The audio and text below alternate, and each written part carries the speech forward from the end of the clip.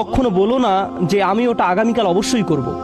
এটা কখনো বলো না। তিনি আসলে বলেননি বলো না, লা তাকুল। তিনি বলেছেন লা তাকুলান্না, বলার সাহসও করো না, কখনো না।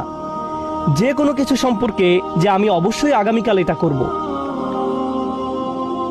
আপনি যদি আয়াতের এখানে থেমে যান তাহলে দৃশ্যত সমস্যা দেখা দেয়।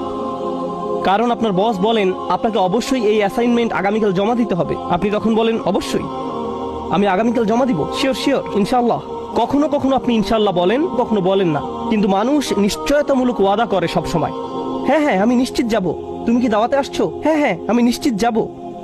কিরে জুমায় যাবি তো? হ্যাঁ হ্যাঁ অবশ্যই। আমরা এইসব নিশ্চয়তামূলক কথা বলি সব সময়। পরের আয়াতে গিয়ে আল্লাহ এই বিষয়টা সম্পূর্ণ করলেন। তিনি বলেন ইল্লা আইয়াশা আল্লাহ, আল্লাহ ইচ্ছা করলে বলা ব্যতিরেকে।